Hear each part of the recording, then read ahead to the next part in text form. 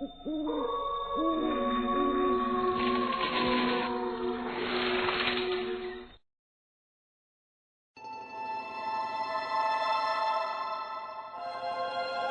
घटना तब की है जब मैं कॉलेज में था। मैं अक्सर पार्टीज और नाइट क्लब्स के लिए जाता था। मैं रोजाना रात में अपने दोस्तों के साथ घर से बाहर जाता था और इकलौते होने के कारण मेरे मम्मी पापा ने कभी भी इस पर टोक टाक नहीं की। मैं बहुत एंजॉय कर रहा था अपनी जिंदगी में, पर मुझे क्या पता था कि मेरी इस मजेदार लाइफ में बड़ी दिक्कत आने वाली थी। लेकिन अब मैं सोचता हूँ कि काश मुझ पर टोक टाक की होती, काश मैं उस वक्त इतना समझदार होता। एक शाम को हम सब दोस्त बैठे थे और आपस में बातें कर रहे थे। तो कल सैटरडे नाइट है, क्या प्लान है? कल कुछ तूफानी करते हैं। हाँ, जो हमने कभी नहीं किया हो, जो हमें हिला दे, ये जिसे करके मजा ही आ जाए इस जिंदगी का। अच्छा ऐसी बात है, तो कब्रिस्तान में चलते हैं, मर कर देखते हैं, हम कभी मरे नहीं है ना। वेरी फनी, मुझे भूतों से डर नहीं लगता। आइडिया तो शानदार है भारत का। और कब्रिस्तान में पार्टी कर लेते हैं। तो उस दिन मैंने और मेरे दोस्तों ने कब्रिस्तान में पार्टी करने का फैसला किया। वहां हम सब ने अपनी अपनी गर्लफ्रेंड को बुलाया था। हम सब ने पूरी रात पार्टी करने की ठानी। हम एक कब्रिस्तान पहुंच गए जो दिखने में काफी डरावना था। फिर हमने पार्टी स्टार्ट की। हमने ट्रूथ एंड डेयर खेला और हाथों में शराब लिए हुए हम सब डांस कर रहे थे। अभी ज्यादा समय नहीं हुआ था जब हम सब नशे में धो धोकर जमीन पर सो गए थे। तभी मेरे पेट में दर्द होने लगा। मैं जाग गया। बाकी सब सो रहे थे। मुझे वॉशरूम जाना था, लेकिन कब्रिस्तान में वॉशरूम नहीं होते, तो मैं वहां कुछ दूर चलकर कोई जगह ढूंढने लगा। तभी आगे जाकर मुझे एक तालाब दिखा। अब यहीं सुसु कर लेता हूं, कब्रिस्तान में कौन रोकता है। मैं वहां पेशाब करने लगा। तभी पीछे झाड़ियों में से मुझे एक आवाज आई, जैसे कोई चलकर मेरी तरफ आ रहा हो। कौन है? कौन है वहां? और मैंने दूर से एक काले कपड़ों में किसी को देखा जो एक बड़े से चोले में था। अंधेरे में वो परछाई एकदम काली दिखाई दे रही थी। मैं थोड़ा पास जाने लगा। तभी मुझे उसके बड़े बड़े चमकते हुए दांत दिखाई दिए। मेरा दिल अब बहुत जोरों से धड़क रहा था और मुझे एक भयानक एहसास हो रहा था। मैं वहीं जम गया और वो मेरे पास आने लगा। मैं चिल्लाते हुए वहां से भागा। मैंने भागते हुए पीछे मुड़कर देखा तो वो मेरे पीछे अचानक दौड़कर आ रहा था। मैंने और तेज भागना शुरू किया और जल्दी से सभी के पास पहुंचकर सबको जगाया। उठो यार, यहाँ कोई है, वो इंसान नहीं है। मैंने इतना डरावना अपनी लाइफ में इससे पहले कभी नहीं देखा। सब लोग आधे होश में थे, नींद में थे या नशे में। अरे क्यों डरा रहा है भाई, सोने देना। कब्रिस्तान है भाई, भूत भी तो रहते हैं यहाँ। डोंट वरी बेबी, तुमने ज्यादा पी ली है। Come here. Shut up you all, मैं जा रहा हूँ, तुम सब मरो यहाँ। नो नो वेट यार, उठ जाओ सब लोग प्लीज। शान झूठ नहीं बोल रहा। कहाँ है ये वो जिसके बारे में तुम बात कर रहे हो? मैंने पीछे मुड़कर देखा, लेकिन मुझे कोई नजर नहीं आया। मैंने वहां आसपास भी देखना चाहा कि कहीं वो सबको देखकर छुप ना गया हो, पर मुझे वो कहीं पर भी नहीं दिखा। फिर अचानक से वो मुझे काफी दूर हम सबको देखते हुए दिखाई दिया। वो बेहद ही भयानक था। वो देखो, वो वहां दूर से हमें देख रहा है। कहाँ है वो भयानक दानव? हमें तो कहीं नहीं दिख रहा। शान के अलावा वो शैतान और किसी को भी दिखाई नहीं दे रहा था। शान को जब यह एहसास होता कि वह हैवान बस उसे ही दिखाई दे रहा, बाकी और किसी को नहीं, तो डर के मारे उसके पैरों तले जमीन ही खिसक जाती है। वो मेरे पीछे था, लेकिन मैं तुम सबको उठाने के लिए यहाँ भागते हुए आ गया। क्या हुआ शान, तुमने कोई भूत देखा क्या? ऐसा तब होता है जब आप बहुत ज्यादा पी लेते हैं। एक पल के लिए मुझे लगा शायद वो सब सही कह रहे हैं और ड्रिंक करने की वजह से मेरे साथ ये हो रहा है। भारत उठा और अपनी गर्लफ्रेंड के साथ डांस कर रहा था। भारत का एक हाथ उसकी गर्लफ्रेंड पर था और उसने दूसरे हाथ में शराब की बोतल पकड़ रखी थी। क्या बात है भारत, कीप इट अप। चलो दोस्तों, हमें थोड़ा स्पेस चाहिए, हम अभी आते हैं। नहीं प्लीज मत जाओ, सब साथ रहो। यार हम यहाँ भजन करने नहीं आए, मुझे अपनी गर्लफ्रेंड के साथ भी तो वक्त बिताना है। आज तो अच्छा मौका है। अरे बेटा, हम कब्रिस्तान में हैं, यहाँ भूत कहाँ अकेले छोड़ेंगे तुम दोनों को, हाँ? ऐसा बोल के तुम हमें डरा नहीं सकते। हाँ, हम एडजस्ट कर लेंगे भाई, हमें जाने दे। तभी भारत अपने साथ अपनी गर्लफ्रेंड को लेकर चला जाता है। कुछ देर बाद भारत की गर्लफ्रेंड के चिल्लाने की आवाज आती है। मैंने बोला था ना यहाँ कुछ गलत है, मान नहीं रहे हो ना तुम। उसको क्या हुआ? वो क्यों चिल्लाई? चलो जाकर देखते हैं। मैं पुलिस को हेल्प के लिए कॉल करता हूँ। हम सब मिलकर कब्रिस्तान में उनको यहाँ वहां देखने लगे। मैंने पुलिस को फोन करने के लिए अपना फोन निकाला, लेकिन नेटवर्क नहीं था। तभी एक कब्र के पास हमें बहुत खून दिखाई दिया, लेकिन भारत और उसकी गर्लफ्रेंड वहां नहीं थे। हम सब बहुत डर गए। मैंने बोला था ना वो सबको मार देगा। हे भगवान, चलो यहाँ से। नहीं, हम उनके बिना नहीं जा सकते। हम जानते भी नहीं वो जिंदा है भी या नहीं, पर वो दोनों गए कहाँ? तभी वहां झाड़ियों में से भारत की गर्लफ्रेंड खून से लथपथ भागती हुई आती है। उसने हम पर हमला किया। वो इंसान नहीं है, वो एक शैतान है। वो मार देगा, हमें मार देगा। कौन था वो? क्या तुमने उसको देखा? वो भारत को ले गया। उसने अपने बड़े बड़े नाखूनों से भारत पर हमला किया। हम सबको यहाँ से अभी निकल जाना होगा। लेकिन मैं भारत के बिना नहीं जाऊंगा।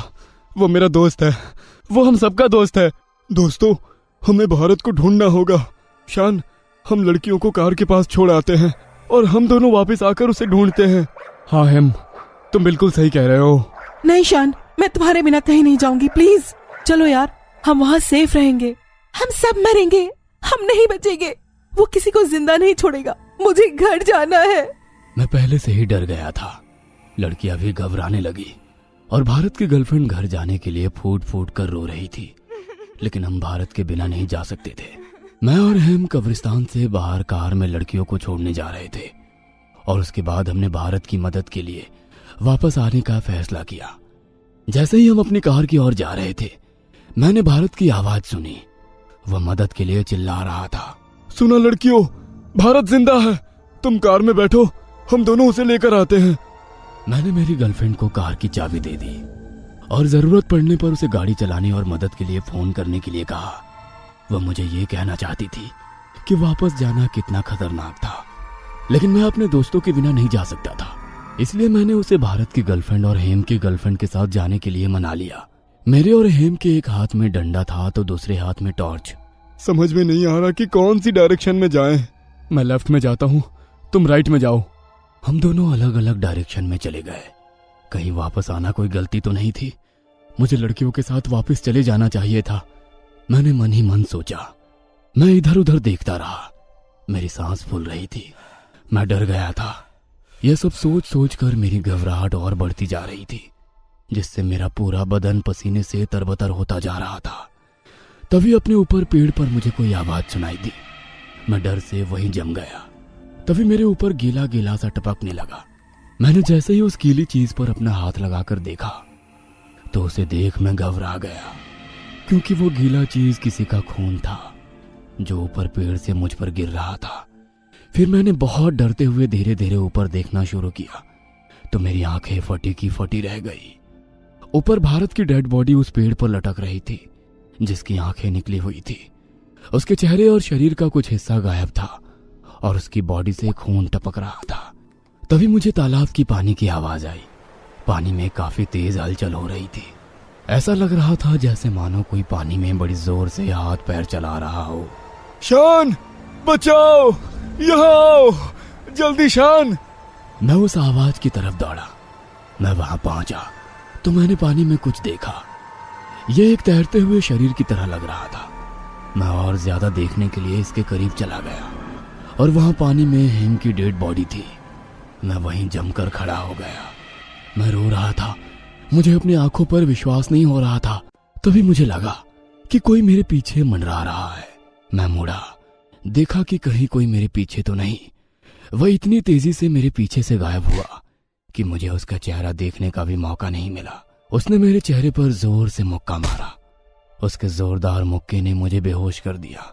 मुझे नहीं पता कि मैं कितने समय से बेहोश था, लेकिन जब मुझे होश आया तो मैं तालाब के किनारे के बिल्कुल पास जमीन पर पड़ा था। जैसे ही मेरी आंखें खुली, मैंने देखा कि मेरे दोनों तरफ डेड बॉडीज पड़ी है, एक हेम की और एक भारत की। हेम की लाश 6 हिस्सों में थी। मेरी आंखों से आंसू छलक पड़े, लेकिन मैं अभी भी दूर जाने और बचने के लिए संघर्ष कर रहा था। उस वक्त मुझे किसी की परवाह नहीं थी। मैं सिर्फ कब्रिस्तान से बाहर जाना चाहता था। मैंने कब्रिस्तान छोड़ने के लिए खड़े होने की कोशिश की। मुझे चक्कर आ रहे थे और कमजोरी महसूस हो रही थी। अचानक किसी ने मेरे बाल खींचे और मुझे पानी में धकेल दिया। उसने मुझे मेरे सर से पकड़कर मेरा पूरा शरीर पानी में डाल दिया, जिससे मुझे काफी दिक्कत हो रही थी। छोड़ो मुझे, मदद करो, प्लीज हेल्प। कोई मुझ पर प्रेशर देखकर मुझे पानी में डुबा रहा था, लेकिन मुझे काफी देर तक सांस रोकने की प्रैक्टिस थी। मैंने सांस रोक लिया और कुछ देर में पानी के तल पर फ्लोट होने लगा, बिल्कुल एक डेड बॉडी की तरह। वो जो कोई भी था, उसे लगा कि मैं मर चुका हूं और वहां से चला गया। मुझे उसका वहां से चले जाना महसूस हो रहा था। मैं कई घंटों तक उसी तरह पानी पर एक लाश की तरह ही पड़ा रहा और मैंने सुबह होने का इंतजार किया। मैंने देखा सूरज निकल गया है, तो मैं तालाब से बाहर आया और अपनी कार की तरफ जाने लगा। मुझे यकीन था कि मेरी कार वहां नहीं होगी, क्योंकि मैंने मेरी गर्लफ्रेंड को वहां से जाने के लिए बोल दिया था। पर मैं हैरान था कि सुबह तक भी कोई हेल्प के लिए नहीं आया था। क्या उसने किसी को फोन करके हेल्प के लिए नहीं बुलाया? क्या वो मुझे अकेला छोड़कर चली गई?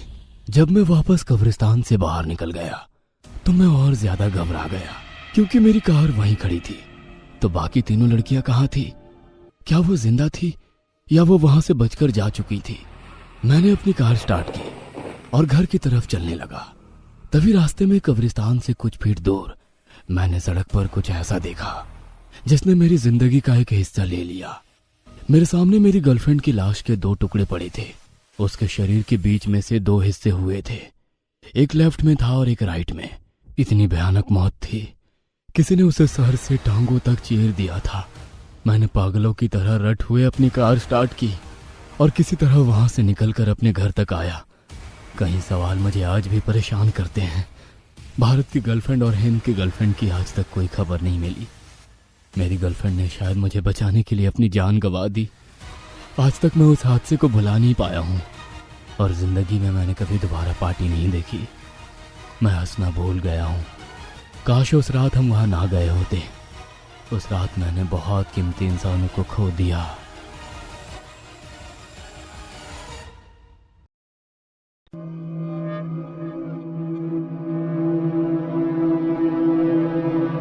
हेलो दोस्तों, आज मैं आप सबके साथ मेरी एक सच्ची कहानी शेयर करना चाहता हूँ। मैं एक पत्रकार था और फिर मेरे साथ कुछ ऐसा हुआ कि मैंने अपनी वो जॉब छोड़ दी, या ये कहूँ कि मैं उस जॉब के लायक ही नहीं रहा, क्योंकि मैं अपाहिज हो गया हूँ। जैसा कि आप देख ही सकते हैं, मेरी दोनों टांगे नहीं हैं। मैं शुरू से ऐसा नहीं था। 4 साल पहले किसी ने मेरे शरीर का निचला हिस्सा छीन लिया। अपनी रिपोर्टर की जॉब के दौरान मैं बहुत डेयरिंग था और मुझे नई नई जगहों पर जाकर वहां की खबर लाने में काफी इंटरेस्ट था। मैं बहुत बार अलग अलग खतरनाक जगहों पर गया और ऐसी कई जगहों के बारे में सच्ची कहानियां सुनी जो किसी बहादुर इंसान के दिल में भी आतंक के बीज को बो सकती है। हालांकि मैं जिस जगह गया था उसके अंदर मैंने जो देखा, उससे भयानक चीज मैंने अपनी लाइफ में कभी नहीं देखी। मेरा नाम राज है और ये सब तब शुरू हुआ जब मुझे अपने अलग अलग व्यूअर्स के ईमेल्स मिलने लगे। एक एक्टिव यूट्यूब चैनल चलाने और एक पत्रकार होने के कारण मेरे चैनल पर काफ़ी व्यूअर्स थे। मैं मेरे चैनल पर बहुत ही रहस्य से भरी जगहों की वीडियोस डालता था जो लोग बहुत इंटरेस्ट से देखते थे और पसंद भी करते थे। तो एक दिन मेरे एक सब्सक्राइबर ने मुझे कमेंट किया और उसने मुझे एक गुफा के बारे में बताया। उसने मुझे बताया कि उस गुफा के अंदर कई लोग लापता हुए थे। एक बार गुफा में जाने के बाद वो कभी लौट कर नहीं आए। तो मैंने मेरे साथ चलने वाले ग्रुप के लोगों से इस बारे में बात की। मेरे साथी हैरी और सैम भी काफी एक्साइटेड थे और मैंने अपने जरूरी उपकरण इकट्ठे किए और उस रहस्यमयी गुफा की जांच करने का फैसला किया। 2 दिन बाद ही हम उस गुफा तक जाने के लिए निकल पड़े। जब हम उस जगह पर पहुंच गए तो हमने अपना गोप्रो पहना, गुफा के एंट्री गेट पर एक कैमरा लगाया और हमने खाने पीने का भी काफी सामान ले लिया, क्योंकि पूरे चांसेस थे कि शायद हम गुफा में फंस जाए। हमारे कैमरामैन हैरी और हमारे ऑडियो इंजीनियर सैम गुफा में जाने के लिए तैयार थे। हम सबको ये एक्सपीरियंस बहुत ही एक्साइटिंग लग रहा था, क्योंकि हमें भूत प्रेत में इतना विश्वास नहीं था। हम सब तो एक एडवेंचर के लिए इस गुफा के अंदर जाना चाहते थे। गुफा तो बहुत बड़ी लग रही है। तुम्हें क्या लगता है, हमें यहाँ कुछ अलग, कुछ खास मिलने वाला है? कुछ नहीं कह सकते यार, अभी तो बस हम यहाँ आए ही हैं, देखते हैं आगे क्या होता है। हमने लगभग आधा घंटा बस घूमने और गुफा की संरचना को देखने में बिताया। जैसे जैसे हम चलते गए गुफा बहुत टाइट होती गई और हमें डर महसूस होने लगा। वहां एक अजीब सी गंध थी, ऐसा लग रहा था कि जैसे किसी जानवर की लाश सड़ने से वो गंध आ रही हो। हम गुफा के एक हिस्से पर पहुंचे जो कभी खत्म ना होने वाली अंत की तरह लग रहा था, लेकिन जमीन पर एक बड़ा छेद था। वह छेद एक इंसान के फिट होने के लिए काफी था, इसलिए बिना झिझक के मैं कूद गया। हैरी मेरे ठीक पीछे आया, लेकिन सैम ने वही रहने का फैसला किया। गुफा की वो जगह बहुत टाइट थी, मैं मुश्किल से सांस ले पा रहा था। मैंने अपनी फ्लैशलाइट ऑन की तो एकदम से बहुत सारे चमगादड़ उड़ते हुए हमारी तरफ आए, जिससे हम बहुत डर गए। अपने आप को संभालते हुए हम फिर से किसी तरह आगे बढ़े। वहां इतना अंधेरा था कि हमारी फ्लैशलाइट भी आसपास की जगह को पर्याप्त रोशनी नहीं दे पा रही थी। मुझे उम्मीद थी कि वहां तापमान बहुत गर्म होगा, लेकिन उल्टा हुआ। अंदर वहां कड़ाके की ठंड थी। जगह इतनी तंग थी कि हम खड़े भी नहीं हो सकते थे। जैसे जैसे हम अंदर गए हम रेंगते हुए जाने लगे। राज, मुझे लग रहा है हमें वापस चले जाना चाहिए। अब मुझे सचमुच डर लग रहा है। बेशक डर तो मुझे भी बहुत लग रहा है, लेकिन मैं यहाँ कुछ अलग ढूंढना चाहता हूँ। कुछ तो मिलेगा यार, जिससे हम कुछ सनसनीखेज ढूंढ सके और बहुत सारे व्यूज और लाइक्स बटोर सके। मैं कहीं नहीं जा रहा यार, सचमुच मेरा मन नहीं मान रहा, कुछ तो गलत है। राज डर मत यार, ये हमारा काम है, हम कोई पहली बार ऐसी जगह पर नहीं आए हैं। अभी भी सोच ले। मैं सब सोच कर ही आया हूँ। वो पहले तो झिझक रहा था क्योंकि वो डरा हुआ था, लेकिन थोड़ा सोचने के बाद उसने मेरा पीछा करना जारी रखने का फैसला किया। 1 घंटे तक बिना रुके रेंगने के बाद हम आखिरकार गुफा के एक हिस्से में पहुंच गए। यह एक बड़ी जगह थी, खुली जगह थी। आखिर हम पैरों पर खड़े हुए। वहां थोड़ा आगे जाकर एक झरना बह रहा था। हम झरने के पास गए। ये झरना कहाँ से बह रहा है? गुफा में तो कोई जगह भी नहीं दिखाई दे रही थी। वही तो मैं भी देख रहा हूँ, पानी आ कहाँ से रहा है? चलो, जहां से भी आ रहा है हमारे लिए तो अच्छा ही है, फ्रेश पानी। हाँ सही कहा। मैं झरने के पास गया और मुझे झटका लगा क्योंकि पानी इतना ज्यादा ठंड था कि हम उसे हाथ भी नहीं लगा पा रहे थे। वहां उस जगह पर आसपास बहुत सारी अजीब तरह की फंगस लगी हुई थी, जिसका साइज बहुत बड़ा था, बिल्कुल पेड़ की तरह, जो हमने पहले कभी नहीं देखी थी। मैं चलकर थोड़ा और आगे गया तो फंगस के पेड़ के ठीक पीछे एक आदमी की लाश गली पड़ी थी। उसकी लाश पर तरह तरह के कीड़े मकोड़े लगे थे, उसका मांस खा रहे थे। आधी लाश तो वो खा चुके थे, उसके शरीर की हड्डियां भी दिखाई दे रही थी। ऐसा लग रहा था कि उस आदमी को मरे हुए काफी समय बीत चुका है। उसके शरीर की जांच करने पर मैंने एक उपकरण देखा जो वॉइस रिकॉर्डर जैसा था। मैंने वो वॉइस रिकॉर्डर ले लिया। जब मैंने इसे लिया तो मुझे फुसफुसाहट जैसी आवाज सुनाई दी। मैंने डिवाइस के अंदर की रिकॉर्डिंग सुनना शुरू कर दिया। कुछ रिकॉर्डिंग खराब हो गई थी, इसलिए मुझे बीच से ही उस बेचारे की कहानी सुननी पड़ी। इसे मैंने सुना। मैं कुंवर हूँ, ये मेरा पहला दिन है। मुझे अपने दोस्त नहीं मिल रहे हैं। जैसा कि आप जानते हैं, हमने इस गुफा से बचने का रास्ता खोजने के लिए अपने अपने रास्ते अलग कर लिए और अभी मैं अपनी जगह पर इंतजार कर रहा हूँ। कोई वापस नहीं आया है। मुझे नहीं पता मुझे क्या करना चाहिए। ये मेरा इस गुफा में दूसरा दिन है। मुझे लगता है कि मेरे पास 4 दिन का खाना बचा है। भूख से बचने के लिए मैं हर दिन कम खाना खाना शुरू कर दूंगा। मुझे इस जगह की आदत पड़ रही है। आज तीसरा दिन है और मैंने अभी तक अपने बाकी दोस्तों की आवाज नहीं सुनी है। मैं नहीं जानता वो कहाँ है, जिंदा है भी या नहीं। आज चौथा दिन है। बहुत बुरा, बकवास, गंदी जगह है। कोई बचाओ मुझे। मुझे मेरे एक साथी का कटा हुआ हाथ मिला है। मैं नहीं जानता उसका बाकी का शरीर कहाँ है। आज 5वां दिन है। मेरे पास खाना नहीं बचा है। मैंने हाल ही में गुफा की गहराइयों में कुछ जानवरों की आवाज सुनी है। मैं मर रहा हूँ। मेरा दोस्त रमन मुझे मिल गया है। ये यहाँ सो रहा है। तभी उस आदमी के जोर से चीखने की आवाज आती है। उसका दोस्त रमन उस पर हमला कर रहा था। नहीं नहीं, मुझे अकेला छोड़ दो प्लीज। नहीं। रिकॉर्डिंग उस दर्द के चिल्लाने के साथ खत्म हो गई। हम दोनों रिकॉर्डिंग सुनकर हक्के बक्के रह गए।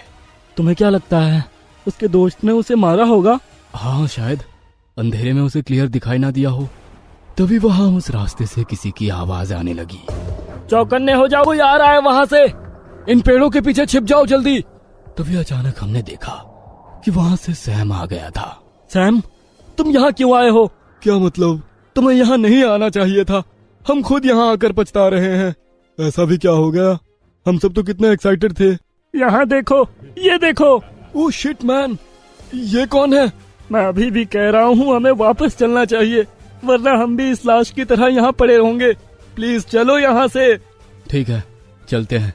तभी चारों तरफ से एक भयानक आवाज आती है। मुझे अब महसूस हो रहा है कि हमने यहाँ आकर गलती कर दी। ये कैसी आवाज है? कुछ तो है यहाँ पर। सैम बातें करते करते उस झरने के पास चला जाता है। इस पानी के आने की कोई तो जगह होगी, है ना? हम ये सब बाद में डिस्कस कर लेंगे। वो झरने के पास ही खड़ा था और तभी झरने के पीछे से दो बड़े बड़े हाथ निकल कर आए और सैम को पकड़कर खींचकर झरने के अंदर ले गए। हमें अपनी आंखों पर यकीन नहीं हो रहा था और तभी गुफा के अंदर पत्थर गिरने लगे। सैम! ओह माय गॉड, वो क्या चीज थी? वो कैसे हाथ थे? ये कोई जानवर नहीं था, पर यह इंसान भी नहीं था। हम भी मरेंगे राज, अब हम भी मरेंगे। ऐसे मत बोलो यार, मुझे बहुत डर लग रहा है। हम यहाँ से बचकर निकल जाएंगे। अगर हमें अपनी जान बचानी है तो बिना कोई देरी किए भागो यहाँ से। जैसे ही हम उसी रास्ते से वापस जाने लगे तभी हैरी को अपने नीचे जमीन पर कोई परछाई दिखाई दी।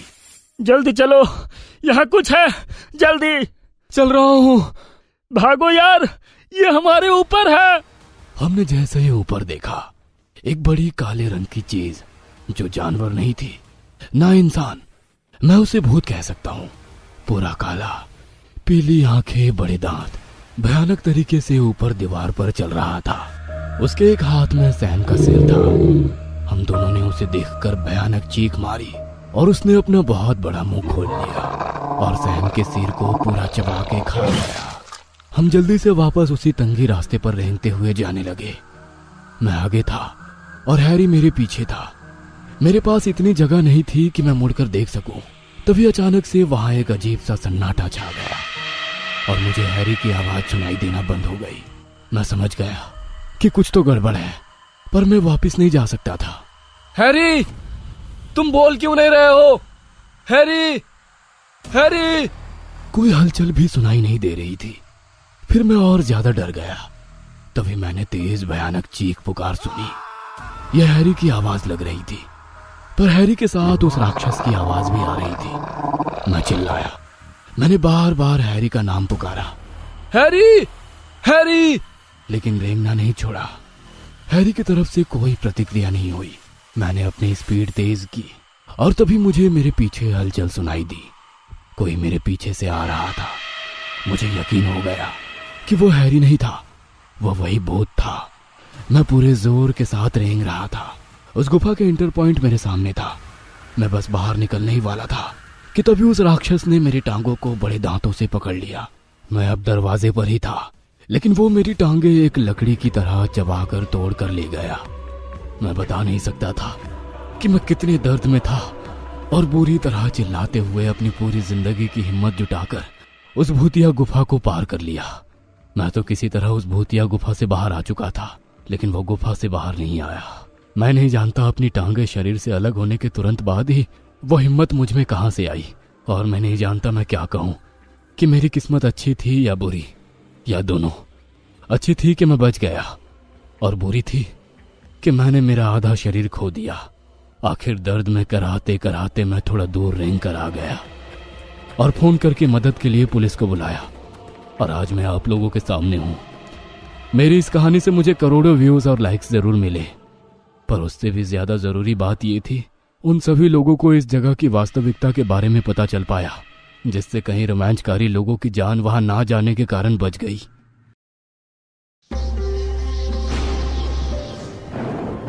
अर्जुन और सागर दोनों शहर के एक पीजी में रहते थे।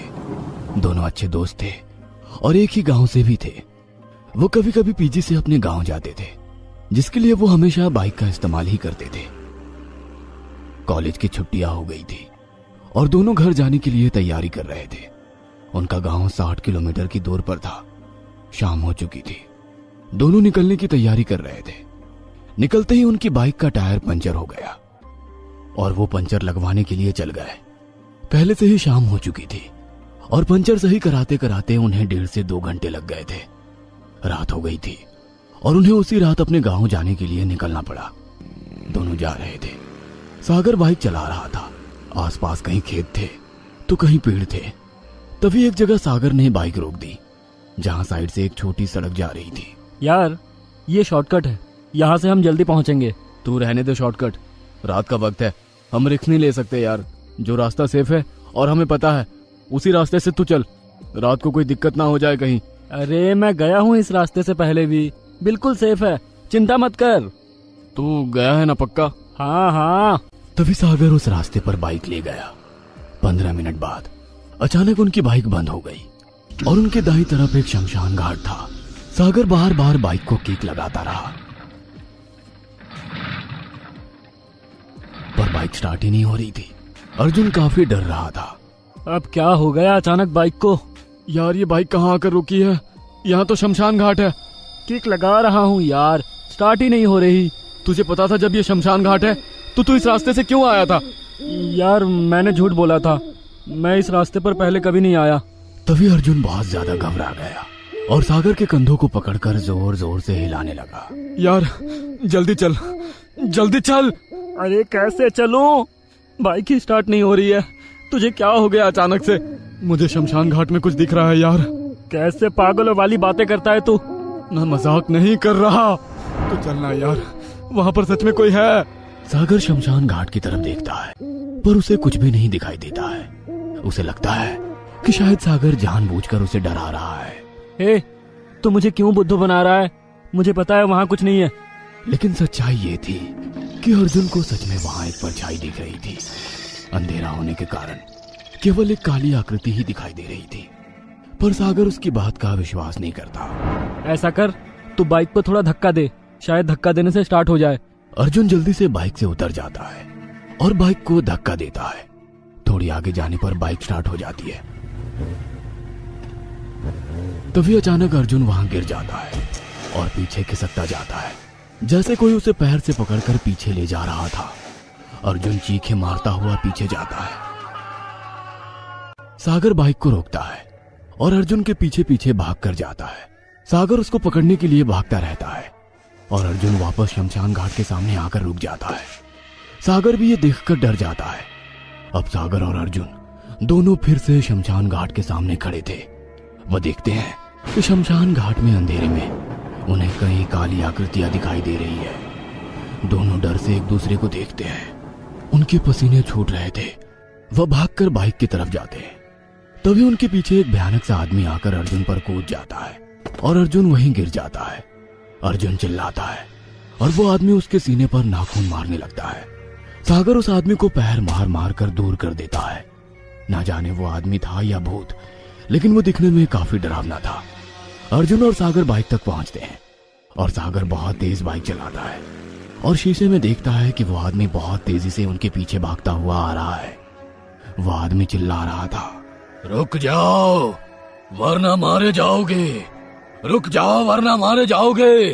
सागर पूरी स्पीड से बाइक चलाता है और आखिर वो हाईवे पर पहुंच जाते हैं। दोनों की हालत डर के मारे बहुत खराब थी। दोनों ये डिसाइड करते हैं कि वो ये बात किसी को नहीं बताएंगे। आधे घंटे में ही दोनों अपने गांव पहुंच जाते हैं। सागर अर्जुन को उसके घर छोड़ देता है। अर्जुन के घर से 5 मिनट की दूरी पर ही सागर का भी घर था। 2 दिन बाद सागर को अर्जुन की मम्मी का फोन आता है और सागर फोन उठाता है। अर्जुन की माँ काफी परेशान थी और रो रही थी। क्या हुआ आंटी जी, आप परेशान लग रही हैं? बेटा अर्जुन को क्या हुआ है? जब से आया है अपने कमरे में ही बैठा है। आंटी कुछ नहीं हुआ, शायद उसकी तबीयत ठीक नहीं है तो वह ऐसा बैठा होगा। नहीं, ये उसकी तबीयत की बात नहीं है। वो बस अकेले कुछ अजीब सा बोलता रहता है। ना तो कुछ खा रहा है ना पी रहा है। तुम आकर उससे बात तो करो। सागर घबरा गया और वो अर्जुन से मिलने उसके घर जाता है। अर्जुन अपने गर्दन झुकाकर बैठा था और आगे पीछे हिल रहा था और लगातार कुछ बोल रहा था, लेकिन कुछ भी साफ सुनाई नहीं दे रहा था। अर्जुन, क्या हुआ तुझे? आंटी बोल रहे हैं तू कुछ खा पी नहीं रहा। अर्जुन कोई जवाब नहीं देता तो सागर उसके कंधे पर हाथ रखता है और फिर से उससे पूछता है कि वो ऐसे क्यों कर रहा है। अर्जुन अचानक से अपनी गर्दन ऊपर करता है और बहुत गुस्से से उसे देखता है। उसकी आंखें पूरी काली थी। हाथ मत लगा मुझे। सागर उसे देखकर बहुत डर जाता है, क्योंकि सागर समझ चुका था कि ये अर्जुन नहीं था। उसकी आवाज भी ऐसी थी मानो 2-3 लोग एक साथ बात कर रहे हो। फिर अर्जुन खड़ा होकर एक कुर्सी को उठाकर दीवार की तरफ फेंक कर तोड़ देता है और एक कुर्सी को लेकर उस पर बैठ जाता है और दीवार की तरफ अपना चेहरा कर लेता है। फिर वहां उसकी माँ आती है। अर्जुन बेटा, खाना तो खा ले। तुमने कुछ भी नहीं खाया है जब से तुम आए हो। वो अपनी माँ को नहीं देखता और अपनी माँ की तरफ पीठ करके दीवार की तरफ ही मुंह करके बैठा रहता है और अपनी माँ की बात का कोई जवाब नहीं देता। अर्जुन, तू मेरी बात सुन भी रहा है या नहीं? बुढ़िया, क्या अर्जुन अर्जुन लगा रखी है? मैं अर्जुन नहीं हूँ।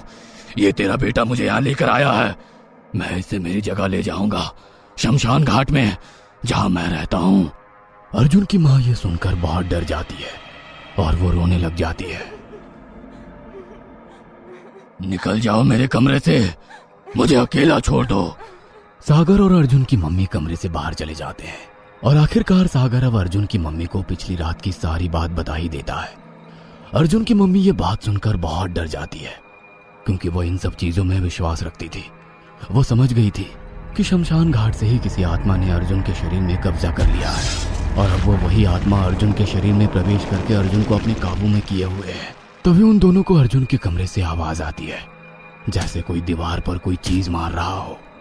वो दोनों अर्जुन के कमरे में जाते हैं और देखते हैं कि अर्जुन बार बार अपना सिर दीवार पर पटक रहा है। अर्जुन की माँ और सागर उसे पकड़कर रोकते हैं, लेकिन उसमें काफी ताकत थी। वो उन दोनों को धकेल रहा था, जिससे सागर पीछे जाकर गिरता है, पर वो फिर से वापस खड़ा होकर अर्जुन को रोकने लगता है। अर्जुन की आंखें ऊपर चढ़ी हुई थी और वो अजीब से मंत्र बोल रहा था और लगातार जोर जोर से अपना सिर दीवार में मार रहा था। उसके सिर से खून भी बहने लगा और कुछ ही देर में वो बेहोश होकर गिर पड़ा। सागर और अर्जुन की माँ ये देखकर बहुत परेशान हो गए। डरे हुए तो वो पहले से ही थे। उन्होंने अर्जुन को बेड पर लिटाया। अर्जुन की माँ समझ गई कि ये डॉक्टर की बस की तो ये बात ही नहीं थी। सागर को भी बहुत पछतावा हो रहा था कि अगर वो शॉर्टकट से नहीं आया होता और अगर उसने अर्जुन की बात मान ली होती तो शायद अर्जुन के साथ ये सब ना हो रहा होता। तभी अर्जुन की माँ ने अपने पति को फोन किया, जो कि शहर में रहते थे, और उन्हें सारी बात बताई। आप जल्दी से घर आ जाइए, हमारा बेटा बहुत खतरे में है। ठीक है, तुम घबराओ मत, मैं जल्दी आ रहा हूँ। 1 घंटे में ही अर्जुन के पापा घर पहुंच जाते हैं और बेहोशी की हालत में ही अर्जुन को एक मंदिर में ले जाया जाता है। वह जैसे ही मंदिर की दहलीज पर पैर रखता है, उसकी आंखें खुल जाती है और वो बहुत जोर जोर से चिल्लाने लगता है, उछलने लगता है, क्योंकि वो मंदिर के अंदर नहीं जाना चाहता था। अर्जुन के पापा और सागर मिलकर उसे संभालते हैं और जबरदस्ती मंदिर के अंदर ले जाते हैं। वो मंदिर काफी पुराना था और मंदिर के पुजारी जी काफी माना हुआ व्यक्ति थे। तभी मंदिर के पुजारी जी उसे देखते ही समझ जाते हैं कि इस लड़के पर किसी आत्मा का साया है और वो उनको एक रस्सी देते हैं। अर्जुन के पापा और सागर उस रस्सी से अर्जुन के हाथ पैर बांध देते हैं और उसे जमीन पर बिठा देते हैं। अर्जुन बुरी तरह से चिल्ला रहा था, हिल रहा था, लेकिन अब वो बंधा हुआ था और खड़ा होकर चल नहीं सकता था। पुजारी जी उसके सिर पर हाथ रखते हैं तो अर्जुन पूरे जोर से चिल्लाता है, छोड़ दे पुजारी, वरना तो भी मारा जाएगा, छोड़ दे। आपके बेटे में एक ऐसे आदमी की आत्मा है जो जीवित रहते मंत्र विद्या करता था और इस आदमी की आत्मा ने शमशान घाट से आपके बेटे का पीछा किया है और इसके शरीर पर कब्जा कर लिया है। अब ये आपके बेटे को अपने साथ ले जाने आया है। ये सुनकर अर्जुन की माँ फूट फूट कर रोने लगी और उन्होंने पुजारी जी से अपने बेटे को बचाने के लिए कहा। पुजारी जी ने अपने हाथ में पानी लिया और उस पर कुछ मंत्र बोले और अर्जुन पर छिड़क दिया। इससे अर्जुन कुछ देर के लिए बेहोश हो गया और पुजारी जी ने अर्जुन की मम्मी पापा को कुछ दूर आने के लिए कहा। वो उन्हें कुछ बताने वाले थे, आपके बेटे को बचाने का एक ही उपाय है। तुम आज उसके पहने हुए कपड़े को बिना धोए उसे शमशान घाट में ले जाओ और वहां जाकर आग लगा दो। चिंता मत करो, जब तक तुम नहीं लौटोगे मैं इस आत्मा को रोक कर रखूंगा। हालांकि तुमको ये कार्य आज रात को ही पूरा करना होगा। अर्जुन के पापा और सागर बेहोशी की हालत में ही अर्जुन के पैंट और शर्ट उतार लेते हैं और उस पर एक चादर ढक देते हैं। इसके बाद अर्जुन की मम्मी और पापा उसके कपड़े लेकर शमशान घाट पहुंच जाते हैं क्योंकि रात हो चुकी थी और अर्जुन के मम्मी पापा को भी वहां पर कई तरह की भयानक चीजें और भयानक आवाजें सुनाई देती है और उन्हें वहां शमशान में कई साए भी दिखाई देते हैं। लेकिन पुजारी जी ने उनके गले में एक माला डाल दी थी जिससे कोई बुरी शक्ति उन्हें नुकसान नहीं पहुंचा सकती थी, ना ही छू सकती थी। उनके आसपास काले साए उड़ रहे थे, लेकिन अपने बेटे को बचाने के लिए वो कुछ भी कर सकते थे। वहां जाकर वो उस कपड़े को आग लगा देते हैं। कई लोगों के भूत आत्माएं आकर उनके कान में चिल्ला रही थी। कोई रो रही थी, कोई तो जोर जोर से हंस रही थी, लेकिन उनके गले में पहनी माला से उनकी रक्षा हो रही थी। वहां दूसरी ओर अर्जुन को होश आ गया था और वो बुरी तरह से चिल्ला रहा था, लेकिन पुजारी जी ने उसको कंट्रोल में किया हुआ था। जैसे ही कपड़ों को आग लगती है वैसे ही अर्जुन चीखें मारता है और उसकी रस्सियां भी अपने आप ही जोर से टूट जाती है और अर्जुन के शरीर से एक काली परछाई निकलकर उड़ती हुई दिखाई देती है और वो साया अचानक से गायब हो जाता है। तभी फिर से अर्जुन बेहोश होकर गिर जाता है और अब अर्जुन के शरीर से वो दुष्ट आत्मा बाहर निकल गई थी और वापस शमशान घाट में पहुंच गई थी। इन सब के कुछ देर बाद अर्जुन की मम्मी पापा भी वापस आ जाते हैं और पुजारी जी से बात करके उन्हें पता चलता है कि अब अर्जुन के शरीर से वो साया निकल चुका है और अब सब कुछ ठीक हो चुका था।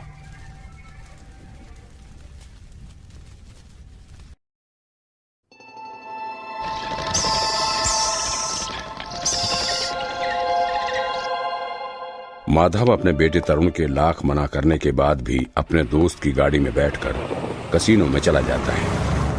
भगवान, आज तो मेरी सुन ले, कर्जे में सर तक डूब चुका हूं मैं। और वो इतना बोलकर अंदर चला जाता है। वो एक टेबल पर बैठ जाता है।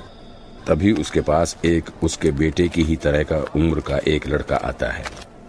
आपको ये सब नहीं करना चाहिए। तुम होते कौन हो मुझे बताने वाले कि मुझे क्या करना चाहिए और क्या नहीं? ठीक है, अगर आप मेरी बात नहीं मानते हैं तो कोई बात नहीं। आपकी जेब में इस वक्त 1500 रुपए हैं और अगर आप मेरी बात मान लें, पहले 3 पत्ती ना खेलकर डाइस खेलिए। तभी माधव का फोन बजता है। हाँ दीपक, मैं 1 घंटे में यहां से निकलने वाला हूं, तुम गाड़ी लेकर आ जाना। माधव फोन अपनी जेब में रखता है। तुम्हें कैसे पता कि मेरी जेब में कितने रुपए हैं? कौन हो तुम? मैं वो सब आपको बता दूंगा, लेकिन मैंने जैसा कहा है आप वैसा ही करें। तब तक मैं बाहर घूम कर आता हूं। रवि उसे एक कागज थमाकर बाहर चला जाता है। माधव उसकी बात मान लेता है और वो पहले डाइस खेलता है। कागज में कुछ नंबर लिखे होते हैं और उसके सामने डाइस और अगले नंबर पर 3 पत्ती लिखा होता है और टेबल नंबर मेंशन होता है। माधव नंबर के हिसाब से डाइस खेलता है और जीत जाता है। वो बहुत खुश होता है और जीते हुए पैसे लेकर 3 पत्ती खेलने के लिए उसी टेबल पर आ जाता है जो रवि ने उसे दी हुई थी। माधव 3 पत्ती खेलता है और जीत जाता है। तभी रवि वहां आ जाता है। मैंने आपको जो कागज दिया था उसमें यही तक का गेम लिखा हुआ था। इसके आगे कर आप खेलेंगे तो हार जाएंगे। मैं तुम्हारे बताए तरीके से 50,000 जीत चुका हूं। क्या तुम कोई जादूगर हो यार? तुम्हें ट्रिक पता है कि कैसे लोग गैम्बलिंग में जीता करते हैं? मैं आपको सब बताता हूं, लेकिन इस वक्त आपको और नहीं खेलना होगा क्योंकि आपके जीतने का कोई चांस नहीं है। हाँ ठीक है, चलो चलते हैं। तभी माधव को पीछे से कोई बुला लेता है। अरे माधव भाई, कहाँ जा रहे हो? 17 नंबर पर बैट लगाते हो, बोलो। नहीं भाई, अभी नहीं लगा सकता। अरे भाई, मेरे पास पैसे नहीं बचे हैं इसलिए कह रहा था। 3000 लगाते हैं, 1500 मेरे, 1500 तुम्हारे। तुम्हारे 1500 रुपए मुझ पर उधार रहेंगे। ठीक है, अगर तुम जीते तो मैं 3000 लूंगा। हाँ ठीक है भाई, ले लेना। वैसे भी 1500 के 15000 मिल रहे हैं, तुम भी 3000 ले लेना। ये आप क्या कर रहे हैं? मैं आपको कह रहा हूं आपके जीतने का कोई चांस नहीं है। बस ये एक गेम, फिर सारी बात सुन लूंगा तुम्हारी। लेकिन माधव उसकी बात नहीं सुनता और 3000 निकाल कर किशोर के साथ 17 नंबर पर बेट लगाने चला जाता है और हार जाता है। तभी कैसीनो के बाहर एक दुकान पर बैठ जाता है। माधव हार कर कैसीनो से बाहर आता है। मुझे तुम्हारी बात मान लेनी चाहिए थी, लेकिन कोई गम नहीं, मैं अभी भी फायदे में ही हूँ। 47,000 जीता हूँ और तुम चाहो तो मैं कुछ पैसे तुम्हें भी दे सकता हूँ। आपको क्या लगता है, अगर मैं आपको जिता सकता हूँ तो खुद वहां बैठकर जीत नहीं सकता? हाँ, मैं तो भूल ही गया था। तुम बताओ, तुम हो कौन और तुम मेरी मदद क्यों और कैसे कर रहे हो? मेरा नाम रवि है। मैं आपके बेटे तरुण का दोस्त हूँ और उसी ने मुझे आपकी मदद करने के लिए भेजा है। अरे वाह, तब तो मैं रोज यहाँ आकर अपना सारा कर्जा उतार सकता हूँ, बल्कि तुम तो मुझे करोड़पति भी बना सकते हो। मैं ऐसा नहीं कर सकता।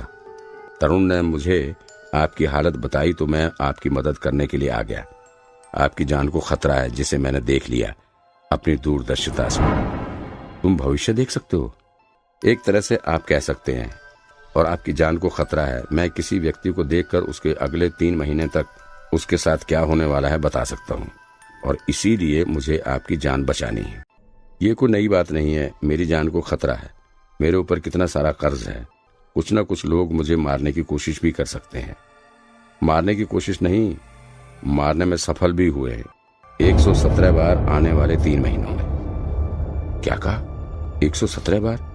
देखो, मैं मानता हूं कि तुमने मुझे पैसे जिताने में मदद की, लेकिन इसका मतलब ये नहीं कि तुम कुछ भी बोलोगे और मैं मान जाऊंगा। ठीक है, मत मानिए, लेकिन उसका अंजाम बहुत बुरा होगा। आपके लिए अभी जो कार आने वाली है उसमें आप नहीं बैठेंगे। आपकी जान को खतरा है। मगर कैसे? तुम उन लोगों को भी क्यों नहीं बचा लेते? मैं ये नहीं कर सकता। अगर बचा सकता तो बचा लेता। रवि वहां से चला जाता है और माधव अगले दिन अखबार में पढ़ता है जिस कार से वो अपने घर जाने वाला था उसका एक्सीडेंट हो गया था, जिसमें एक आदमी की मौत हो गई थी और बाकी 4 लोग बुरी तरह घायल हो गए थे। माधव अपने बेटे तरुण को फोन लगाता है, लेकिन तरुण फोन नहीं उठाता। तभी रवि माधव के घर में आता है। आंटी, 1 कप चाय मिलेगी? तारा अंदर चाय बनाने के लिए चली जाती है। मुझे पता है आप मुझसे मिलने के बारे में ही सोच रहे थे। तुमने मुझे उस कार में चढ़ने से इसलिए रोका ना, क्योंकि वो मरने वाला व्यक्ति मैं था। सही समझे आप? ये सब क्या हो रहा है? तुम कैसे ये सब जानते हो? मुझे सारी बातें बताओ। ये एक विद्या है जो मेरे पिताजी ने मुझे सिखाई थी मरने से पहले, जिसका इस्तेमाल मैं उनके जीते जी नहीं कर सकता था। वो इसे दूरदर्शी विद्या कहते थे। इस विद्या के मिलने के बाद मैंने कई लोगों को समझाने की कोशिश की और कई लोगों की जान भी बचाई। ये बात जब तरुण को पता चली तब उसने मुझे आपके पास भेजा। मतलब 117 में से तुमने एक बार मेरी जान बचा ली। मतलब अब 116 और बाकी हैं। 123। लेकिन कल ही तो तुम मुझे 117 कह रहे थे। अचानक से कैसे बढ़ गई? मैंने ये बात आपको बताई थी जब आप जीत कर मेरे साथ बाहर आने को तैयार हो गए थे, लेकिन तभी आपने एक गेम और खेली और 123 आंकड़ा पार कर गए। वो आदमी जिसके साथ आप खेल रहे थे हार्ट का मरीज है। उसे लेकर अभी एम्बुलेंस निकली है। उसका बेटा इसका जिम्मेदार आपको मानेगा और मारना चाहेगा। अगर तुम सब कुछ देख सकते हो तो तुम मुझे पहले ही सब कुछ क्यों नहीं बता देते? ये जितना आसान आपको लगता है उतना आसान है नहीं। आपने कभी क्रिकेट देखा है? मान लीजिए अगली बॉल पर सिंगल आने वाला है, ये हमें पता चल जाता है और हम उस बॉल को 6 में तब्दील कर देते हैं। इसका असर सिर्फ बल्लेबाज और बॉलर पर नहीं होता, वहां खेल रहे सारे खिलाड़ियों पर भी होता है। अगर उस बॉल पर सिंगल आता तो वो बॉलर अपना तरीका नहीं बदलता, लेकिन क्योंकि उसकी बॉल पर 6 लगा है अब वो अगली गेंद वैसी नहीं करेगा, और क्योंकि बल्लेबाज ने इस गेंद पर छक्का मार दिया है वो अगली गेंद वैसे नहीं खेलेगा। और जैसे वो खेलता अगर वो सिंगल लेता, मुझे नहीं लगता इससे सरल तरीके से मैं बता सकता हूँ। फिर भी ये समझना बहुत कठिन है, लेकिन मैं सिर्फ इतना कह सकता हूँ कि अगर आप मेरी बात मानेंगे तो आपके बचने के चांस बढ़ जाएंगे। फिर तुम मुझे उन सभी लोगों का नाम क्यों नहीं बता देते जो मुझे मारना चाहते हैं? ऐसा करना नामुमकिन है, क्योंकि जो लोग आपको मारना चाहते हैं उनमें से कई ऐसे हैं जिनको खुद भी अभी तक नहीं पता कि वो आपको मारने वाले हैं। मुझे मारने वालों का पता भी नहीं है कि वो मुझे मारने वाले हैं। हाँ, जब रास्ता बदलता है तो मंजिल भी बदल जाती है। इसीलिए आपको मेरी बात माननी होगी, क्योंकि 123 बार में से 2 बार आप खुद अपनी जान ले चुके होते। क्या तुम मुझे सीधा सीधा क्यों नहीं बता देते कि मुझे क्या करना है? देखिए, अगर मैं सब कुछ जानता तो आपको किसी भी मुसीबत में पड़ने ही क्यों देता है? मुझे ठीक ठीक तरीके से समझाओ, तुम्हारी ये विद्या कैसे काम करती है और तुम किस तरह से मेरी जान बचा सकते हो। तभी तरुण की मां चाय लेकर आती है। रवि और माधव चाय पीने लग जाते हैं। चाय पीते पीते ही रवि माधव को इशारा करता है कि उसकी पत्नी का यहां रुककर उनकी बातें सुनना ठीक नहीं है। चाय तो बहुत अच्छी बनी है, एक काम करो, गर्मा गर्म पराठे और बना दो, तब तक मैं इस बच्चे से बात कर लेता हूं। तरुण की मां गुस्से भरे अंदाज में पराठे बनाने के लिए अंदर चली जाती है। देखिए माधव जी, मैं जहां तक हो सकता है आपको बचाने की कोशिश करूंगा, क्योंकि यही मेरा कर्तव्य है। मेरे पिताजी ने मरने से पहले ये विद्या मुझे सिखाई थी और इस विद्या के कुछ नियम भी मुझे बताए थे। मैं इस विद्या से अपनी जान नहीं बचा सकता, ये नियम है। यही कारण था कि मेरे पिताजी इस विद्या को जानते हुए भी अपने आप को नहीं बचा पाए थे, और वो विद्या अपने जीते जी मुझे नहीं दे सकते थे। ये एक ऐसी अनोखी विद्या है जो सीख तो कोई भी सकता है, लेकिन इस्तेमाल नहीं कर सकता जब तक वो व्यक्ति जिसने उस विद्या को सिखाया है वो मर नहीं जाता। माधव ये सब सुनकर बहुत हैरान होता है। तो तुम अपनी विद्या का इस्तेमाल करके मेरे सारे परिवार को सुरक्षित रख सकते हो, क्योंकि जो लोग आज मुझे मारने आ रहे हैं कल हो सकता है मेरे परिवार वालों के जान के पीछे भी आए। देखिए, सबसे बड़ा जान का खतरा आपको है, क्योंकि कर्ज आप पर चढ़ा है, आपके परिवार पर नहीं है। और फिर मैं ऐसा नहीं कर सकता, एक साथ आपके पूरे परिवार की हिफाजत नहीं कर सकता। इस विद्या का एक और नियम है, मैं एक समय में सिर्फ एक ही व्यक्ति की दूरदर्शिता देख सकता हूँ। मैंने इसलिए आपसे कहा था कि आप मेरे कहे अनुसार काम करें, क्योंकि मैं सिर्फ आपका भविष्य देख सकता हूँ, आपके साथ कौन क्या करने वाला है उसका नहीं। इसीलिए आप पर जितनी भी बार जानलेवा हमला होने वाला होता है वो मैं देख लेता हूँ। जैसे आपका उस कार में ना बैठना आपकी जान तो बचा ले गया, लेकिन आपकी जगह पर कौन व्यक्ति मरेगा ये मैं नहीं देख सकता। माधव एक गहरी सोच में डूब जाता है और फिर कहता है, इसका मतलब ये हुआ कि तुम मेरी जान को बचाने की कोशिश कर सकते हो, लेकिन बचा ही लोगे इसकी कोई गारंटी नहीं। आप ठीक समझे, और इसलिए अगला काम आपको ये करना है कि आपको आज अपने भाई से नहीं मिलना है। क्या मेरा भाई? क्या वो भी मुझे मारना चाहता है? जी हाँ, आपका भाई आपसे बहुत गुस्सा है, क्योंकि उसे पता चला है कि कसीनो में आपने 50,000 जीते हैं, वो भी किसी अजनबी की मदद से, और कर्ज वाले उसके घर भी गए थे। आप दोनों के सर पर कर्ज है और आप जुआ जीते हैं, लेकिन अपने भाई को आपने नहीं बताया। लेकिन मैंने तो सिर्फ 50,000 जीते, जबकि मेरे सिर पर कर्जा तो लाखों रुपए का है। बात पैसों की नहीं, बात है कि आप उस शख्स को जानते हैं जो आपको जुए में पैसे जिता सकता है। तुम्हारे कहने का ये मतलब है कि अगर मैं सिर्फ आज अपने भाई से नहीं मिला तो वो मेरी जान बच सकती है? जी हाँ, अभी तक तो मैं सिर्फ यही देख पा रहा हूँ कि आपका भाई सिर्फ एक बार ही आपकी जान लेने की कोशिश करेगा। माधव फिर से सोच में पड़ जाता है, कैसे कैसे दिन देखने पड़ते हैं यहाँ पे। रवि तभी माधव की तरफ देखते हुए कहता है, एक बहुत जोखिम वाला काम है, अगर आप करने को तैयार होते हैं तो आपकी जान 50 से 60 बार बच सकती है। कैसे बच सकती है बताओ जल्दी। कल आप मेला देखने जा रहे हैं, उस जगह पर कल 2 बहुत ही भयानक माफिया गैंग की मुठभेड़ होने वाली है, जिसमें कई लोगों के साथ आपकी जान भी जाने वाली है। आप इसके बावजूद भी कल मेला देखने जाएंगे, लेकिन शर्ट और पैंट पहनकर नहीं, हाफ पैंट और फटी बनियान पहनकर। माधव चौंकते हुए, पहली बात तो ये बताओ कि मैं वहां पर जाऊंगा क्यों, और दूसरी बात फटे कपड़े पहनकर ही क्यों? आप वहां इसलिए जाएंगे क्योंकि उन दोनों गैंग के कुछ लोगों से आपने कर्ज लिया हुआ है। वो आपको देखेंगे तो उन्हें पता चल जाएगा कि आप भी मेले में आए हैं, और फटे कपड़े पहनकर इसीलिए क्योंकि कल जिस जगह पर आपकी मौत होने वाली है वही सामने ऐसी ही हुलिया वाला एक आदमी, जिसका शरीर बिल्कुल आप ही की तरह दिखता है, वहां बैठेगा। आप वहां पर जाएंगे और जैसे ही आपको वो आदमी दिख जाएगा आप एक कंबल ओढ़ कर छुप जाएंगे और गोलीबारी में उसकी मौत हो जाएगी और इस तरह आपकी जान बच जाएगी। जब अखबार में आपकी मौत की खबर छप जाएगी तो वो दोनों गैंग आपको मारने की कोशिश नहीं करेंगे। इससे आपको लगभग 50 से 60 बार दोबारा जीवन दान मिल जाएगा। क्या बात कर रहे हो, ये तो बड़ा ही खतरनाक काम है और कितने सारे लोगों की जान जा रही है इसमें। नहीं, मैं ऐसा नहीं कर सकता। तुम जब मेरी जान बचा रहे हो तो बाकी लोगों की जान क्यों नहीं बचा सकते? देखिए माधव जी, आप भावनाओं में बह रहे हैं। मैं आपको बता चुका हूं कि मैं एक समय में सिर्फ एक ही व्यक्ति की जान बचा सकता हूं। वहां जो होने वाला है उसे मिटा नहीं सकता।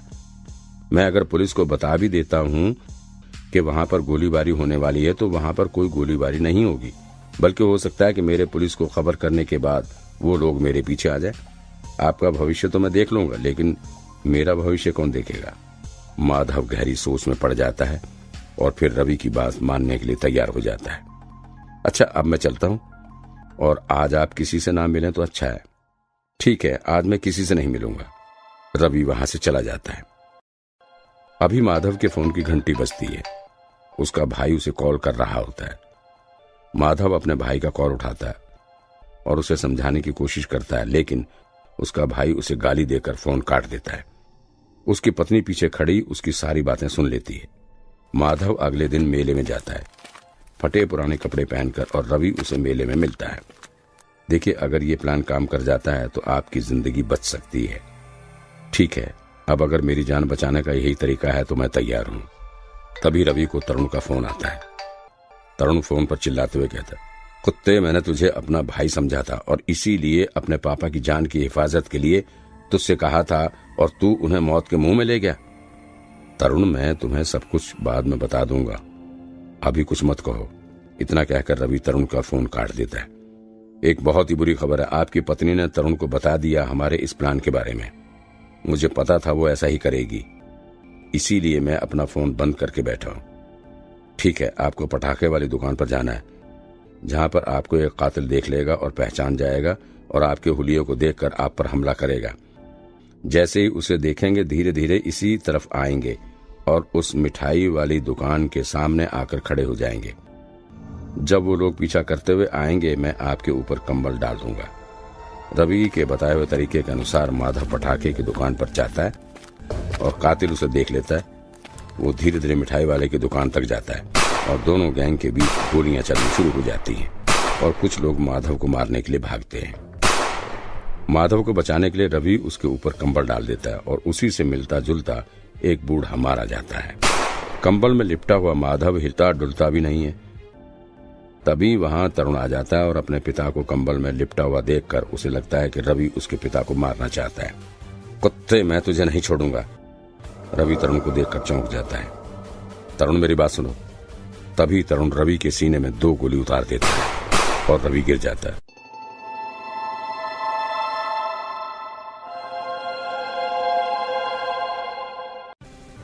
तरुण अपने पिता के पास जाता है और कंबल हटाता है। माधव डर के मारे हिलने डुलने लगता है। डरिए मत पापा, मैं हूं, मैं आ गया हूं आपको बचाने के लिए। अपने बेटे की आवाज सुनता है तो समझ जाता है कि कुछ ना कुछ गड़बड़ हो चुकी है। वो तुरंत अपना कंबल हटाता है और रवि को देखने लगता है। रवि उसे उसी के बाजू में गिरा हुआ दिखाई देता है। मैंने इस गद्दार को ठिकाने लगा दिया पापा। माधव ये देखता है तो चौंक जाता है। बेवकूफ, ये क्या किया? ये मेरी जान बचा रहा था और तुमने इसी की जान ले ली। माधव उसे सारी कहानी सुना देता है। तरुण रवि के पास जाता है और उसे दीवार के सहारे बैठा देता है। मुझसे बहुत बड़ी गलती हो गई मेरे भाई। रवि, जिसमें थोड़ी जान अभी बाकी थी, कहता है, मेरे दोस्त, मेरा सफर यहीं तक था, अब मैं नहीं बच सकता। लेकिन तुम्हारे पिताजी को अभी भी खतरा है, तुम चाहो तो ये खतरा टाल सकते हो। नहीं, मैं तुम्हें हॉस्पिटल ले जाऊंगा, तुम्हें मैं कुछ नहीं होने दूंगा रवि। माधव तरुण को बहुत डांट लगाता है। रवि तरुण से कहता है, मेरे पास ज्यादा वक्त नहीं है। वो तरुण को अपनी जेब से एक छोटी सी डायरी निकाल कर देता है। ये डायरी लो, इसमें दूरदर्शिता विद्या के बारे में सारी जानकारी है। मेरे मरने के बाद तुम दूरदर्शी बन जाओगे और अपने पिता की जान बचा पाओगे। तरुण रवि को कई बार हॉस्पिटल ले जाने के लिए कहता है, लेकिन रवि मना कर देता है और थोड़ी देर बाद अपनी आंखें बंद कर लेता है, हमेशा हमेशा के लिए। तुम्हारी गलती की वजह से अब मेरी जान को फिर से खतरा है। मुझे माफ कर दीजिए पापा, लेकिन मैं आपको विश्वास दिलाता हूं कि मैं ये विद्या सीखकर आपको कुछ नहीं होने दूंगा। फिर वो दोनों घर चले जाते हैं। घर जाकर तरुण अपनी मां को सब बता देता है। अगली सुबह माधव अपने बेटे के साथ नाश्ता कर रहा होता है। तो बताओ मुझे आज क्या करना चाहिए? मुझे उस किताब को पूरा पढ़ने और समझने में कम से कम 1 हफ्ता लग जाएगा पापा। क्या कहा? 1 हफ्ता? 1 हफ्ते तक मैं क्या करूं? बाहर जाऊं अपनी जान को हथेली पर लेकर, या फिर यहीं घर में बैठा रहूं डरते हुए? मैं पूरी कोशिश करूंगा इसे जल्द से जल्द सीखने की। माधव परेशान होकर बैठ जाता है। उसे समझ में नहीं आता अब क्या करे। वो अपने भाई का फोन भी इग्नोर करते जाता है। 1-2 दिन तक माधव अपने घर पर ही रहता है, लेकिन फिर उसे बेचैनी होने लगती है और वो बाहर निकल जाता है। वो कैसीनो चला जाता है और जुआ खेलने लगता है और जुए में 50,000 हार जाता है। तभी उसका भाई धीरज उसके पास आता है और कहता है, भैया आपने ये ठीक नहीं किया। माधव अपने भाई को देखता है तो चौंक जाता है। तुम यहाँ क्या कर रहे हो? घबराओ मत भैया, मैं आपको कोई नुकसान नहीं पहुंचाने आया हूँ। मैं खुश हूँ कि आप जिंदा हैं, लेकिन जब आपके पास एक ऐसा लड़का है जो भविष्य देख सकता है, तो आपने उस बात को मुझे बताया क्यों नहीं? समझने की कोशिश करो। अब वो नहीं रहा। वो उसे बीच में ही रोक देता है। भैया आपने ठीक नहीं किया। और इतना कह करके वो वहां से चला जाता है। माधव अपने घर वापस आता है और देखता है कि उसके घर के बाहर एम्बुलेंस खड़ी है। माधव अंदर जाता है तो देखता है उसकी पत्नी को एम्बुलेंस में ले जाया जा रहा है। तभी तरुण माधव के पास आता है और कहता है, पापा आप कभी नहीं सुधर सकते ना? आप जुआ खेलने गए हैं, ये बात सुनकर माँ को दिल का दौरा पड़ गया। माधव अपने किए पर बहुत शर्मिंदा होता है। तरुण अपनी माँ के साथ हॉस्पिटल चला जाता है, लेकिन माधव अपने घर पर रुक जाता है। माधव अपने घर में 2 दिन तक अकेला रहता है। फिर से फोन आता है। फोन की दूसरी तरफ से आवाज आती है, हेलो, क्या आप माधव जी बोल रहे हैं? सर, आप कुछ दिन पहले कैसीनो आए थे, आप वहां पर अपना पर्स भूल गए, प्लीज आकर ले जाइए। माधव अपने बीवी और बच्चे के घर से चले जाने से बहुत दुखी था, इसीलिए वो कैसीनो चला गया। लेकिन उसने सोच लिया था कि वो कोई खेल नहीं खेलेगा। कैसीनो के अंदर जाते ही एक आदमी उसे उसका पर्स दे देता है। तभी उसका फोन बजता है। वो फोन उठाता है और तरुण दूसरी तरफ से कहता है, पापा कैसीनो से बाहर आइए, वहां आपकी जान को खतरा है। माधव अपने चारों ओर देखता है और उसे शेट्टी के आदमी दिखाई देते हैं।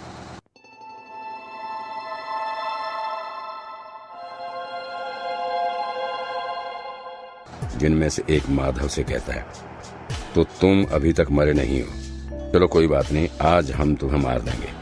तुम्हारी खबर देने वाले को हम मुंह मांगा इनाम देने वाले हैं। जानना चाहोगे वो कौन है? इतने में एक मोटरसाइकिल कांच के दरवाजे को तोड़ते हुए अंदर घुस जाती है, जिसमें तरुण बैठा हुआ था। वो अपने पापा को जल्दी से पीछे बैठा लेता है और वहां से चला जाता है। तुम यहाँ क्या कर रहे हो? तुम्हें चोट तो नहीं लगी?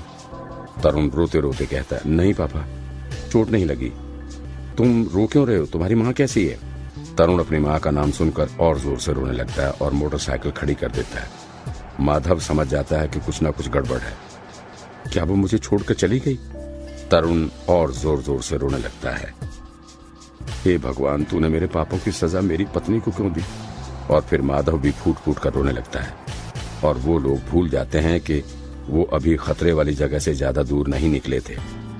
माधव अपने बेटे को संभालता है और फिर पूछता है, क्या बेटा तुमने वो विद्या सीख ली?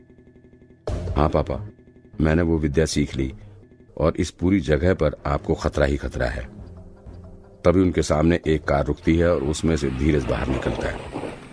मैं तो बर्बाद हो गया भैया, लेकिन आप भी खुश नहीं रह पाओगे। अब तरुण अपनी मोटरसाइकिल मोड़ता है। इससे पहले धीरज बंदूक निकालता है और तरुण पर एक के बाद एक 3 गोलियां चला देता है, जिससे तरुण वहीं मर जाता है।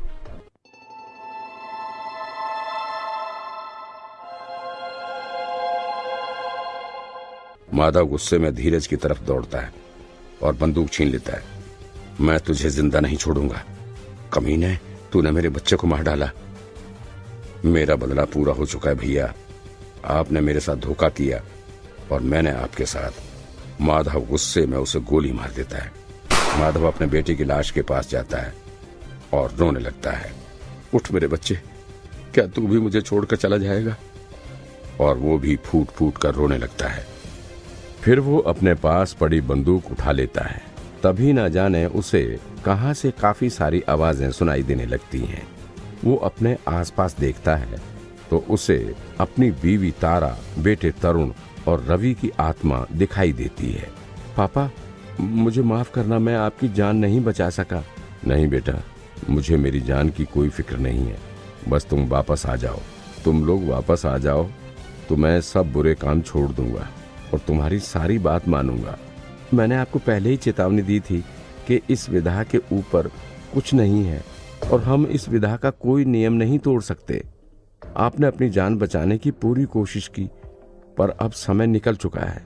माधव चारों ओर से आ रही आवाजों से अपने होश खो बैठता है और अपने सिर पर बंदूक रख गोली चला देता है और दूरदर्शी की बात सच हो जाती है। हमें पूरा यकीन है दोस्तों कि आप लोगों को ये कहानी जरूर पसंद आई होगी। अगर आपके साथ भी कुछ ऐसे अनकहे किस्से हो चुके हैं तो प्लीज हमारे साथ शेयर करें। हम जरूर अपने चैनल पर उनको दिखाएंगे।